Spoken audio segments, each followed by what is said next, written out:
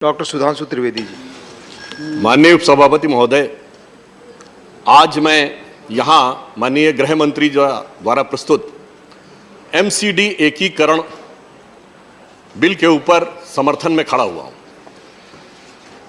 देखिए, हम एकीकरण के पक्ष में हैं, वो विभाजन के पक्ष में हैं, तो हम सदैव अखंडता के पक्ष में रहते हैं, वो खंडता के पक्ष में रहते हैं। ये तो हमारे उनके बीच की सोच का एक सतत अंतर है।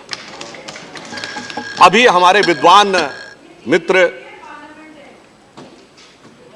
आपस में बात न करें please. Doctor Singhvi ji, who is a very learned legal luminary and in a very intellectually loaded initial speech he has used certain words: suspect, incompetence, control freak, chaos, political blunder।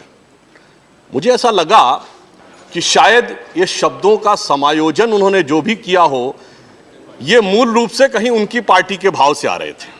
मुझे लगा कि अगर यह समायोजन किया जाए, that an incompetent suspect in an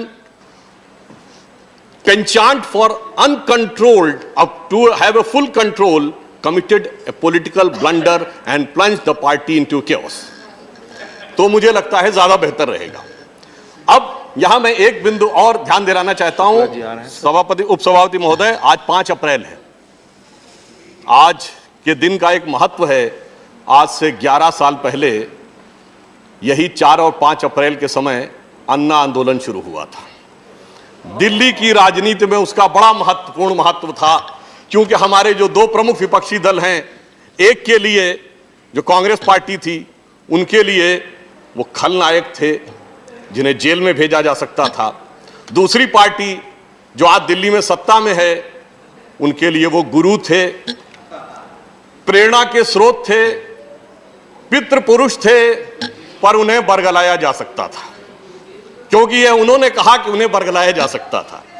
तो मैं ये कहना चाहता हूं कि दोनों ने ही गुरु माना आपकी पार्टी में। एक थे जो बहुत गुरु गुरु कहते थे, उन्होंने आपको निपटा दिया, और इधर जो गुरु के चेले थे, उन्होंने गुरु को निपटा दिया। एक हिंदी में कहावत है,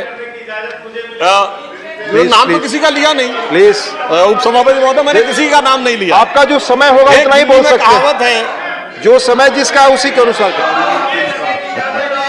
एक हिंदी में कहावत है कि गुरु गुड़े रह गए, चेला शक्कर हुई गए, तो वो यहां पर दिखाई पड़ती है। हमने नाम किसी का नहीं लिया है, समझने वाले समझ रहे हैं। बोल रहे हैं, रिकॉर्ड पे नहीं जा रहा है।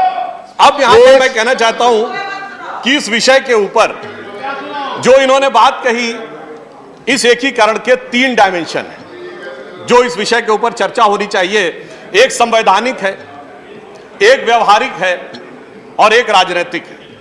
संवैधानिक दृष्टि से अभी बहुत सी बातें अभिषेक मनु सिंघवी जी ने कही, तो यहां पर मैं कहना चाहता हूं कि माननीय गृह मंत्री जी ने जब लोकसभा में जब इसका उत्तर दिया, तो उन्होंने बहुत साफ कहा कि संविधान प्रदत्त व्यवस्था के द्वारा ही इसमें यह परिवर्तन किया जा रहा है।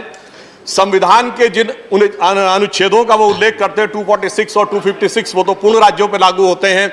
दिल्ली के संदर्भ में संविधान की धारा 239A बहुत स्पष्ट है, और मैं सदन के सुलभ संज्ञान के लिए यह स्पष्ट कर देना चाहता हूं कि as per the constitution of India, the article 239AA special provisions with respect to the Delhi clear cut कहता है, provided further that nothing in this sub clause shall prevent parliament from enacting at any time any law with respect to the same matter, including a law adding to, amending to, varying to, opening, repealing the law so made by the legislative assembly। तो ये संविधान की व्यवस्था के अंतर्गत जो संसद को प्रदत्त अधिकार हैं, उसी के अनुरूप हमारी सरकार ने यह काम किया है। और इतना ही नहीं, जो लोग आज ये कहते हैं कि सरकार को अधिकार नहीं होना चाहिए, वही लोग जनवरी 2016 में जब हाई कोर्ट ने यह पूछा था कि एमसीडी किसके हाथ में है, इसलिए मैं कोर्ट का वो उदाहरण भी कोट करना चाहता हूं। इन जनवरी 2016 when the high court asked who controls the municipal corporation of Delhi, अब समझिए राज्य सरकार क्या जवाब देती है।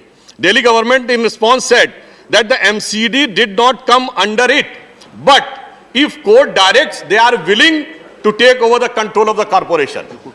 यानी वो स्वयं तो कह रहे हैं कि हमारे अंडर में नहीं है, मगर हमारी इच्छा है कि यह मेरे अंडर में आ जाए, ये कोर्ट के सामने वो व्यक्त कर रहे हैं। जहां तक उपराज्यपाल के अधिकारों की बात है तो 1991 में राष्ट्रीय राजधानी क्षेत्र का जो एक्ट बना था उसी के अनुसार राज्यपाल को जो प्रदत्त अधिकार हैं जो कांग्रेस शासन के समय में मिले थे उसी के अनुसार हमारी सरकार ने काम किया है, और वो अधिकार एक बार रिव्यू भी हुए हैं सुप्रीम कोर्ट के द्वारा। रिव्यू होने के बाद उन अधिकारों की जो एक प्रकार से कह सकते हैं कि वेटिंग हुई है और उसके द्वारा दिल्ली के उपराज्यपाल या एलजी को यह अधिकार प्राप्त है। अब उप सभापति महोदय, प्रश्न यह होता है कि अधिकार तो किसी को प्राप्त होते हैं तो वो करता क्या है? इनको अधिकार प्राप्त थे, गृह मंत्री जी ने अभी संकेत किया कि क्या किया था, मगर हमें अधिकार प्राप्त हुए तो माननीय प्रधानमंत्री जी ने उसी प्रदत्त अधिकार का प्रयोग करते हुए 36 लाख बेसहारा लोगों को, झुग्गी झोपड़ी के लोगों को स्थायी मकान देने का काम किया। और न्यायालय और संवैधानिक प्रावधानों के प्रति कितनी ईमानदारी है यह इस बात से पता चलता है कि उसी न्यायालय ने जब यह कहा कि वित्त आयोग का गठन सरकार करेगी और उसके द्वारा निर्धारित पैसा एमसीडी को मिलेगा, मगर कांग्रेस के दौरे हुकूमत में भी 2012-13 में चौथे वित्त आयोग ने 11,323 करोड़ रुपए एमसीडी को देने की संस्तुति की, परंतु वो उन्होंने नहीं दिया। और आज जो सरकार दिल्ली में बैठी हुई है, इसके स्वयं के वित्त आयोग ने यह संस्तुति की कि 40,500 करोड़ रुपए निकायों को चलाने के लिए देने चाहिए। वो तो छोड़िए, सदन में यह प्रस्ताव किया कि हम इतना नहीं देंगे, हम 17,000 करोड़ रुपए देंगे, परंतु जब देने की बात आई तो 6,129 करोड़ रुपए मात्र दिए। इसीलिए गृह मंत्री जी ने उस शब्द का प्रयोग किया था कि एक सौतेला व्यवहार एमसीडी के द्वारा राज्य सरकार के साथ किया गया। और इतना ही नहीं, जब यह विषय हाई कोर्ट में गया तो हाई कोर्ट ने स्पष्ट निर्देश दिया कि सरकार ने स्वयं अपने वित्त आयोग से जो निर्धारित किया है राशि वह उन्हें देनी चाहिए। उस हाई कोर्ट को मैं कोट कर रहा हूं, उन्होंने लिखा, We accordingly allow this application to direct the GNCT to release the current financial year the remaining amount due towards the BTA to the three corporations on the basis of their own revised estimate presented in the budget for the year 21-22। यानी high court ने यह कहा कि आपने अपने budget में जो प्रावधान किया है कम से कम उसके अनुसार कर दीजिए, परंतु इसके बावजूद भी पैसा नहीं दिया गया, केवल 674 करोड़ रुपए दिया गया। और फिर उसके बाद संवैधानिकता की जो लोग बात करते हैं, तो मैं विनम्रता से कहना चाहूंगा, जिन लोगों ने सीएए को लेकर अपनी विधानसभाओं में प्रस्ताव पारित किए वो संवैधानिक था क्या? क्या विदेश संबंधी किसी विषय के ऊपर कोई विधानसभा प्रस्ताव पारित कर सकती है? अभी एमसीडी को लेकर बात कर रहे थे अभिषेक मनु सिंघवी जी, क्या राज्य सरकार के द्वारा प्रस्तावित किसी एक्ट के विरुद्ध एमसीडीज को अधिकार है अपने सदन में पारित करने का? नहीं। तो जिन लोगों ने संविधान का मखौल उड़ाया वो आज संवैधानिकता की बात करते हैं, तो इस बात को लेकर बहुत आश्चर्य होता। हां, मैं एक बात जरूर कहना चाहता हूं, जब किसी लॉ को पास होने की बात होती है तो अभी हाल के दिनों में एक बड़ी मजेदार बात हुई। फार्म लॉ है, किसान संबंधी कानून, सबसे पहले जिस राज्य की विधानसभा ने उसके विरुद्ध प्रस्ताव पारित किया वो थी पंजाब, और वो साफ हो गए। और गलती से ही सही, जिस विधानसभा ने सबसे पहले उसके समर्थन में पारित कर दिया था आम आदमी पार्टी की दिल्ली की सरकार, वो पंजाब में छा गए। तो अब आप सोचिए कि कई बार आप सोचते हैं कि आपने जो लॉ पारित किया है वो क्या किया है, वो सही या गलत। चुनाव का विषय भी इन्होंने इससे जोड़ने का प्रयास किया। तो मैं कहना चाहता हूं कि जो आम आदमी पार्टी की सरकार है, मुझे ऐसा लगता है चुनावों में उन्होंने एक अप्रतिम काम किया है। शायद चुनाव आयोग ने जो उनको चुनाव चिन्ह दिया है वो बड़ा उपयुक्त दिया है। या तो वो झाड़ू फेर देते हैं या झाड़ू फिरवा लेते हैं, बीच की कोई स्थिति नहीं रहती है। जैसे पंजाब में उन्होंने झाड़ू फेर दिया, मगर गोवा में 39 में 35 सीटों पर जमानत जब्त हो गई, उत्तराखंड में 70 में 68 सीटों पर जमानत जब्त हो गई। दोनों जगह उनके मुख्यमंत्री कैंडिडेट की भी जमानत जब्त हो गई। और उत्तर प्रदेश में तो जितनी सीटों पे लड़े सब पे जमानत ही नहीं जब्त हुई। उपसभापति महोदय, 0.35% वोट मिला, जो नोटा से भी कम था। तो मुझे यह लगता है अरे भाई, चुनाव का विषय बिल के संदर्भ में इनकी पार्टी के द्वारा लाया गया। प्लीज संजय जी, माननीय संजय जी, प्लीज। देखिए, बिल्कुल हम बता रहे हैं, ऐसा लगता है कि इनके चुनाव का विषय इनकी पार्टी की तरफ से लाया गया है कि आप चुनाव को टाल रहे हैं। चुनाव शब्द इनकी पार्टी के द्वारा लाया गया, हमारे द्वारा नहीं लाया गया, इसलिए मैं चुनाव शब्द पे जवाब दे रहा हूं। क्योंकि हकीकत क्या है कि लगता है उत्तर प्रदेश में सपा बसपा पर तो बुलडोजर चला, इन पे तो वैक्यूम क्लीनर चल गया, एकदम पता नहीं कहां कहां पे जो रह गए थे वो भी निकल के बाहर आ गया। अब मैं ये कहना चाहता हूं कि जब हमने एकीकरण का यह प्रयास किया है तो क्यों किया। आज भारत दुनिया की एक उभरती हुई वैश्विक महाशक्ति है। हमारी राष्ट्रीय राजधानी में हम शायद कोई और उदाहरण हमारे विद्वान सदस्य बताएं, क्या दुनिया में कोई दूसरा देश है जिसकी राष्ट्रीय राजधानी में कोई एक मेयर नहीं है? हमारे यहां 3 मेयर। कभी अगर आवश्यकता पड़े तो दिल्ली का रिप्रेजेंटेशन अंतर्राष्ट्रीय स्तर पर कैसे होगा? मैं कांग्रेस के लोगों को याद दिलाना चाहता हूं कि 2007 का वर्ष था, यूनाइटेड नेशंस में दिल्ली के मेयर के रूप में प्रतिनिधित्व करने के लिए गए, तब हमारी पार्टी की मेयर थी। प्रणब मुखर्जी जी भी वहां उपस्थित थे, चिदम्बरम जी वहां उपस्थित थे, बान की मून जो कि संयुक्त राष्ट्र संघ के सेक्रेटरी जनरल थे वो भी वहां उपस्थित थे और दिल्ली ने अपना प्रेजेंटेशन किया। आज आपने ऐसी स्थिति बना दी कि अगर दिल्ली का अंतर्राष्ट्रीय स्तर पर कभी प्रतिनिधित्व करना हो तो वो संभव ही नहीं था। और 2 एमसीडी तो ऐसी बनाई थी कि उनके लिए तो अंतर्राष्ट्रीय मानकों पर जाकर स्थापित होने की संभावना ही बहुत कम थी। इसलिए मैं बधाई देना चाहता हूं गृह मंत्री जी को कि अब तीनों का एकीकरण करके भारत की वैश्विक क्षमता के अनुरूप दिल्ली का भविष्य में अंतर्राष्ट्रीय स्तर पर उपस्थिति का मार्ग प्रशस्त किया है। अब मैं यहां यह कहना चाहता हूं कि जो डिवीजन हुआ है उसमें संसाधनों का कैसा असंतुलित विभाजन हुआ, जिसका कि संकेत गृह मंत्री जी ने अभी दिया, इसका मैं सिर्फ 2 उदाहरण देना चाहता हूं कि ईस्ट दिल्ली म्युनिसिपल कॉर्पोरेशन के 80% से अधिक क्षेत्र या तो अनऑथोराइज्ड या अनप्लान्ड एरिया में है, जहां से रेवेन्यू का बहुत ही कम सोर्स आता है।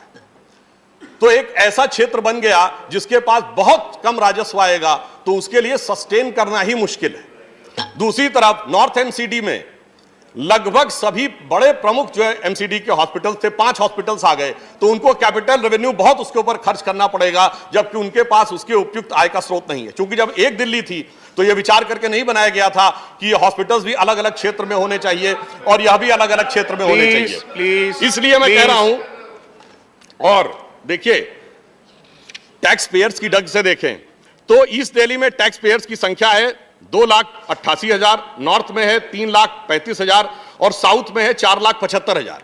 अब ये तो संख्या है, पर गुणवत्ता के आधार पर देखेंगे, संख्या के आधार पर देखेंगे, राशि के आधार पर देखेंगे तो उसमें साउथ दिल्ली की स्थिति बहुत बेहतर नजर आती है। इसलिए संसाधनों का एक बहुत असंतुलित डिस्ट्रीब्यूशन हुआ, जिसकी वजह से यह समस्या और बढ़ती चली गई। और उसमें फिर जब राज्य सरकार के द्वारा न्याय नहीं किया गया तो यह भी आप देखिए, दिल्ली का 1 साल का बजट 75,800 करोड़, एमसीडी के लिए संस्तुति 40,500 करोड़ और आवंटन 6,129 करोड़।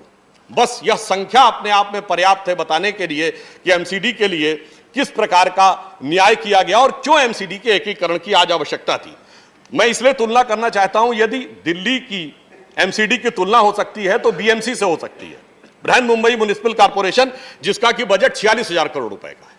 इसीलिए उसके अनुपात में 40,500 करोड़ रुपए का बजट युक्तिसंगत लगता है।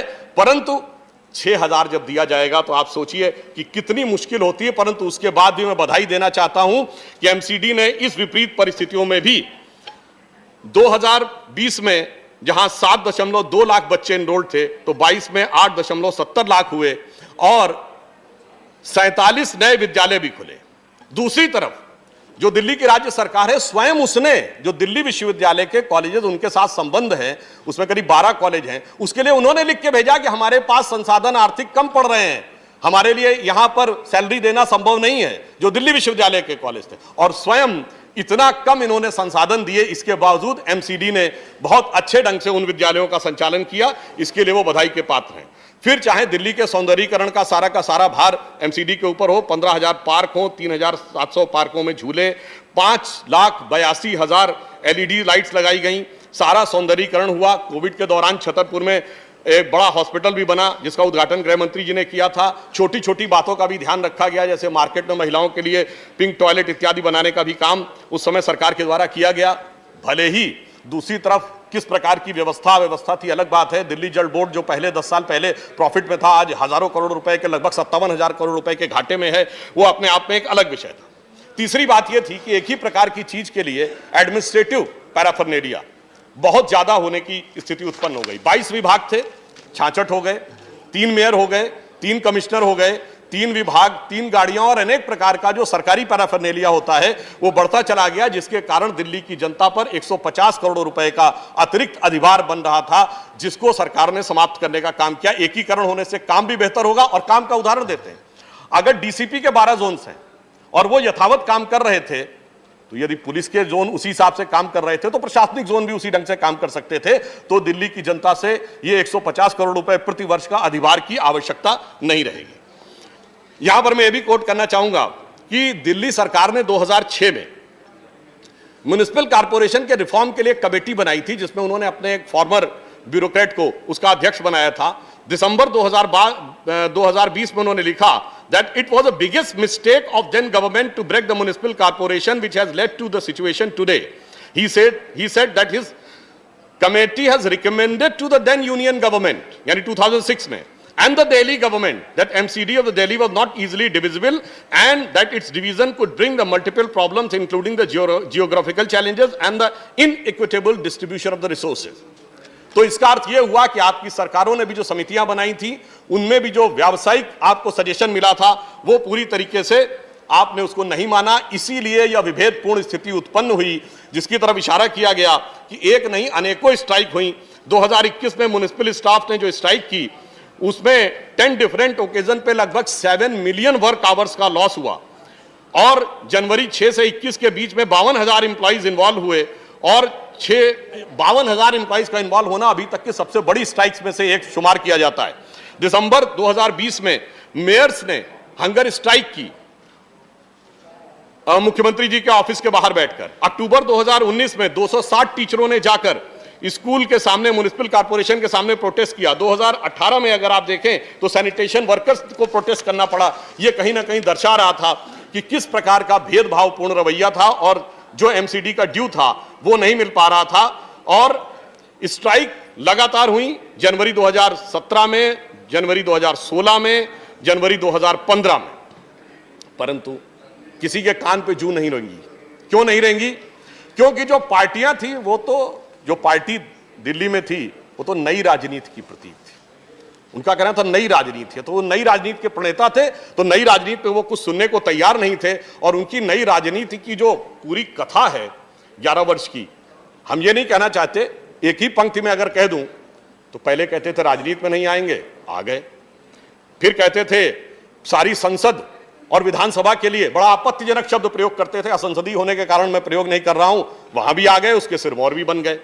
शीला दीक्षित जी के लिए अभी हमारे अभिषेक मनु सिंघवी जी तो बोल रहे थे, पर वो भूल गए कि सारे ऑटो के बाहर 2013 में बेईमान जैसा शब्द लिखा हुआ। कहते थे हमारे पास तो सैकड़ों करोड़ की, सैकड़ों पन्नों की बुक है, और जब हम लोगों ने कहा कार्रवाई करो तो कहते सबूत ला के दीजिए। ये एक नई राजनीति थी। फिर कहा ना भाजपा समर्थन लेंगे ना कांग्रेस से लेंगे, फिर लिखित में समर्थन मांगा। फिर कहते थे जन लोकपाल लाएंगे, जन लोकपाल तो छोड़िए, अपनी पार्टी में एक लोकपाल थे उनके एडमिरल साहब, उनको भी समाप्त कर दिया। फिर कहते थे सीएम आवास नहीं लेंगे, वो भी लिया। सुरक्षा नहीं लेंगे, वो भी लिया। अब वो वैगन आर कार भी नजर नहीं आती है। और चार्टर्ड प्लेन की भी आवश्यकता पड़ी, कोई बात नहीं। कहते थे नो वीआईपी कल्चर।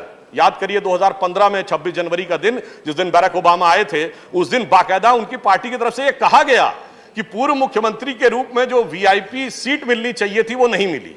इसका अर्थ यह हो गया। फिर इतना ही नहीं, बिहार में जाकर राजद और अन्य दलों के साथ वो खड़े हुए जाके, प्लीज हाँ जी बिल्कुल हो रही है मान्यवर। अरे इतना नहीं, सुनिए तो प्लीज बिल्कुल आप सुनाइएगा जनाब सुधांशु जी। अरे हमारे माननीय सदस्य प्लीज नई राजनीति, अरे नई राजनीति के प्रणेता हमारे माननीय सदस्य लोग भी पार्टी में जाकर उत्तर प्रदेश में सपा से भी गठबंधन करने का प्रयास किया। उनकी जो भी आपत्ति है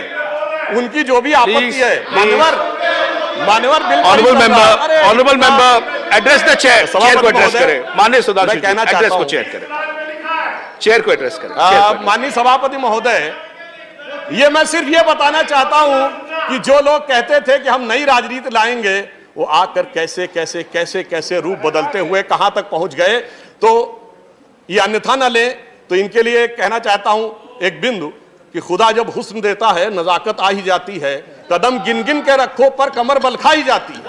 तो ये बल खाते चले गए और ऐसा बल खाए कि इन्होंने एक नई राजनीति यह जरूर शुरू की कि पहले कहा एक दूसरे पे कि हम मानहानि का केस आरोप लगा देते थे, फिर माफी मांगते थे। हमारे नेता स्वर्गीय अरुण जेटली जी से भी माफी मांग चुके, नितिन गडकरी जी से भी माफी मांग चुके, औरों से भी किया। तो ये एक नई राजनीति जरूर है, ये मैं मानता हूं कि इन्होंने इस मामले में एक नई राजनीति का सूत्रपात करने में जरूर सफलता हासिल की। मगर मैं यह भी कहना चाहता हूं, जब बिल के विषय में ये बात हो रही थी तो किस प्रकार का सरकार का संवेदनशील रवैया है, मैं ईमानदारी से पूछता हूं, यह बताइए,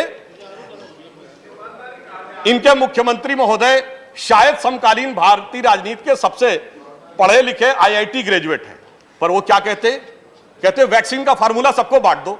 अरे भाई, कोई चूरन है जो सबको बांट देना चाहिए?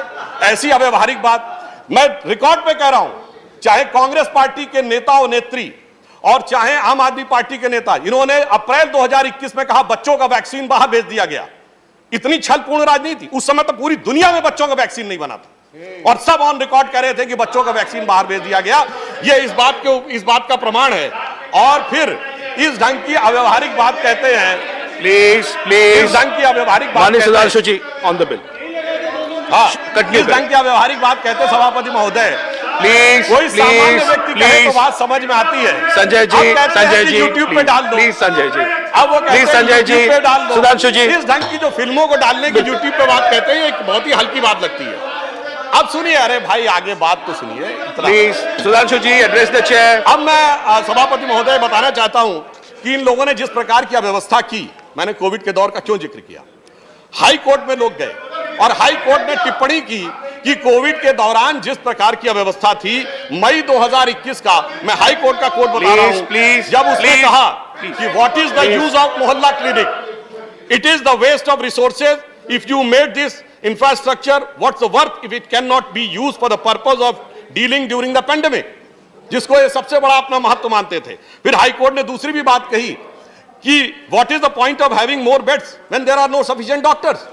ये दोनों टिप्पणियां हाई कोर्ट की इस बात के लिए प्रमाण है कि एक तरफ एमसीडी के डॉक्टर्स, एमसीडी के नर्स, एमसीडी का स्टाफ, एमसीडी के सफाई कर्मचारी कम वेतन मिलने की समस्याओं के बावजूद निरंतर उस दौर में काम कर रहे थे, और दूसरी तरफ जो ये कर रहे थे उसमें इनकी जो वस्तुस्थिति थी साफ नजर आ रही थी। अब मैं कहना चाहता हूं, हमारे विरोधियों को चाहे लगेगा कि वो ये कह रहे हैं कि विषय के ऊपर, वन सेकंड, विच रूल, विषय के ऊपर डाइवर्ट होने की बात कहते हैं। 238 which point? 238 which one? A B C D E which one? Sir, a member while speaking shall not refer to any matter of fact on which a judicial decision is pending, make a personal charge against a member, use offensive expression about the conduct or proceeding of the House or any state legislature, reflect or any determination of the council except on a motion for rescinding it, reflect upon the conduct of persons in high authority unless the discussion is based on a substantiated motion drawn in paper terms. So this point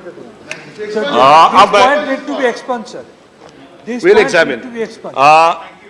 अब मैं आगे बताना चाहता हूं, देखिए टिप्पणी सुनना भी कितना कठिन प्रतीत होता है सभापति महोदय, यह इस बात को दर्शाता है। कोई बात नहीं, देखिए ये किस बात को दर्शाता है सभापति महोदय, बिल पे आते। जी बिल्कुल, नहीं अब मैं इस विषय पे भी आ रहा हूं, सारे बिंदु मैंने बिंदुवार गिनाए हैं, ये डर को दर्शाता है। प्लीज सभापति महोदय, आपका पॉइंट ऑफ ऑर्डर मैंने लिया। Now let's listen please, I have allowed your point of order please. सभापति महोदय, ये वो लोग कह रहे हैं जो कहते थे कि हम डर गए, और अब यदि कोर्ट की टिप्पणियों का विषय आए तो कौन डर रहा है यह साफ नजर आता है। मैं सभापति महोदय कहना चाहता हूं कि जब इस विषय के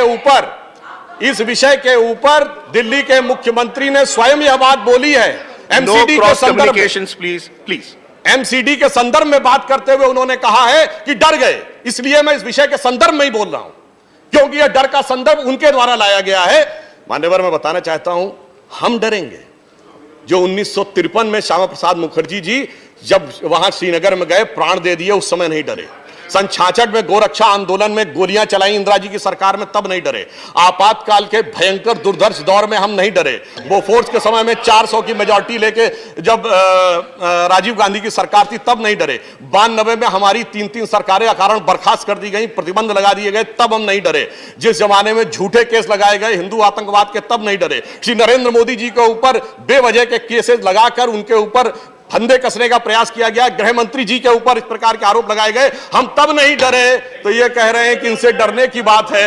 हम तो उस परंपरा के प्रतीक हैं जिसे मैं कहना चाहूंगा हम अकेले थे और आगे बढ़ते रहे, नहीं डरे। जिसे मैं कहना चाहूंगा कि अन्य होंगे चरण हारे और हैं जो लौटते दे शूल को संकल्प सारे। चिरवृति निर्माण उन्मद यह अमरता नापते पद, बांध देंगे अंक संस्कृति से तिमिर में स्वर्ण बेला, पंत होने दो अपरिचित प्राण रहने दो अकेला। मगर मैं यह बताना चाहता हूं, हमें डर नहीं है, हमें पीड़ा है। पीड़ा इस बात की है कि इस दिल्ली के अंदर एमसीडी के कर्मचारियों को उनका रिक्विजिट ड्यू नहीं मिले, उस बात की पीड़ा है। हमें पीड़ा इस बात की है कि यहां पर 20,000 कश्मीरी हिंदू रहते हैं और उनकी पीड़ा को लेकर एक खिलखिलाहट जब वहां सुनाई पड़ती है तो वो हमारे दिल में पीड़ा उत्पन्न करती है। हमारे दिल में यह पीड़ा यह होती है कि जो पार्टी सत्ता में है, एमसीडी में जिसके काउंसलर अनेक प्रकार के रिश्वत के आरोपों से भी हैं, अनेक प्रकार के आरोप लगे हैं। एमसीडी के ही इनके काउंसलर थे जिसके ऊपर दंगे में इतना बड़ा आरोप लगा था, जिनके की छत के ऊपर हथियारों का जखीरा निकला था, उसके लिए दिल में बड़ी मोहब्बत है। इनके नेता ने बोला था शाहीन बाग हमारे दिल में है, उनके लिए रहमत है।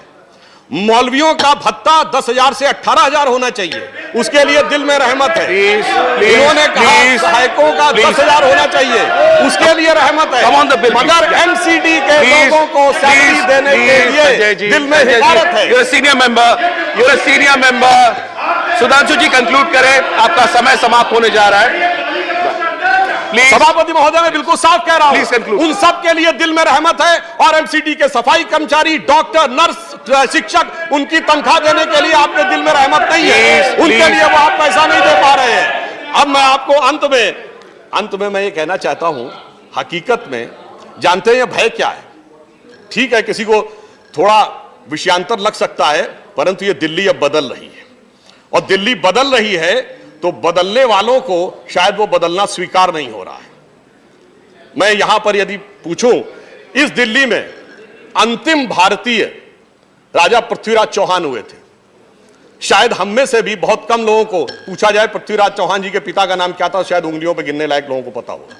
वैसे जो बिल प्रोड्यूस किया है तो माननीय गृह मंत्री जी को तो इसकी अच्छी जानकारी मुझे व्यक्तिगत चर्चा से भी पता है। मगर इसी दिल्ली में बैठकर हम में से किसी से पूछा जाए, चाहे वो दक्षिण भारत का क्यों ना हो, कि औरंगजेब के पिता का क्या नाम था, तो पूरी की पूरी वंशावली पता होती। दिल्ली की यह सोच अब बदल रही है।